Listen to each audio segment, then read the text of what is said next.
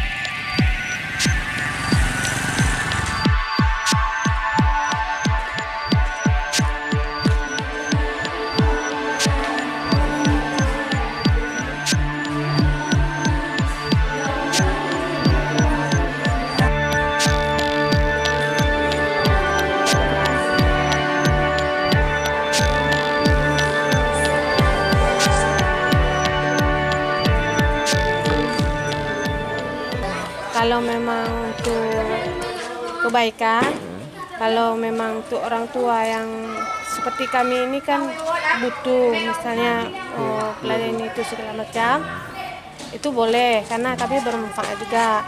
Tapi ini ada juga laporan-laporan yang kami terima, kami juga di sekolah MIN, karena anak-anak sudah sibuk dengan game.